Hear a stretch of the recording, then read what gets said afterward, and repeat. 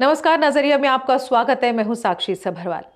क्या आप जानते हैं, एक समय था जब जम्मू कश्मीर की सरहदें सीधे सोवियत रूस को छूती थी और आज हालात ये हैं कि भारत के पास इसका सिर्फ 60% हिस्सा ही बचा है।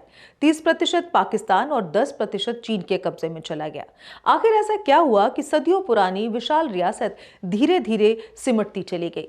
इतिहास के पन्ने पलटे तो पता चलता है कि जम्मू कश्मीर में पहले बौद्ध और हिंदू राजाओं का शासन रहा। 14वीं सदी में पहला मुस्लिम शासक आया और फिर मुगल, सिख और अंत में डोगरा राज। डोगरा काल में जम्मू कश्मीर की सीमाएं लद्दाख, गिलगित, हुंजा, नगर और चित्राल तक फैली थी, यानी उत्तरी एशिया तक पहुंच। लेकिन बंटवारे की राजनीति ने तस्वीर बदल दी। 1947-48 के युद्ध में रियासत का करीब 30% हिस्सा पाकिस्तान के कब्जे में चला गया, जो आज का पीओके है। फिर 1962 में चीन ने अक्साई चिन हथिया लिया और बाद में पाकिस्तान ने शक्संगम घाटी भी चीन को सौंप दी। यूं तो जम्मू कश्मीर कभी महाशक्तियों से जुड़ा था, वो इतिहास, युद्ध और कूटनीति के फैसलों में टुकड़ों में बंटता चला गया। स्थिति आज भी सही नहीं है। कभी जम्मू कश्मीर और लद्दाख साथ हुआ करते थे, लेकिन भाजपा सरकार ने जम्मू कश्मीर से धारा 370 को हटाकर जम्मू कश्मीर से लद्दाख को अलग करते हुए जहां लद्दाख को यूटी बना दिया, तो वहीं जम्मू कश्मीर को भी यूटी में बदल दिया।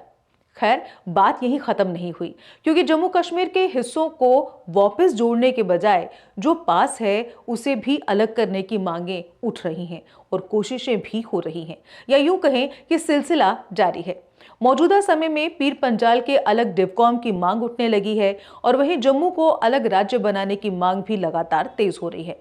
अब ऐसे में क्या जम्मू कश्मीर को बांटने की मांग रुक पाएगी या नहीं, ये तो वक्त ही बताएगा। लेकिन कोसों मील दूर फैला साम्राज्य और सीमाएं आज अपनी दुर्दशा पर आंसू बहा रही हैं। ना तो राजनेता जम्मू कश्मीर को फिर से समेटने की कोशिशों में संजीदा लग रहे हैं और ना ही यहाँ के लोग संतुष्ट हो रहे हैं।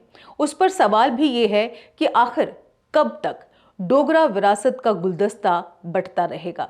हालांकि इस बंटवारे की मांग में कुछ लोग भी इससे सहमत नजर आते हैं। यकीनन सबका नजरिया अलग हो सकता है, लेकिन जरा एक बार बैठकर विचार कीजिए उन राजाओं के बारे में जिन्होंने उस समय विभिन्न खित्ते जोड़कर इतनी बड़ी रियासत बना दी और बहुत अच्छे से संभाला भी, जबकि तब ना तो साइंस इतनी विकसित थी, ना ही टेक्नोलॉजी इतनी विकसित थी। फिर भी उन्होंने अपनी सीमाओं की रक्षा की, रियासत का भविष्य सुरक्षित रखने के भरसक प्रयास किए।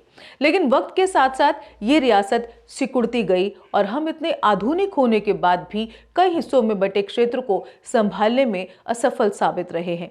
जबकि खुद को जम्मू कश्मीर का हितैषी बताने की होड़ में कभी हम डोगरा महाराजा की छुट्टी के लिए संघर्ष करते नजर आए, तो कभी उनकी विरासत को लेकर हो रही अनदेखी पर आक्रोश व्यक्त करते हैं।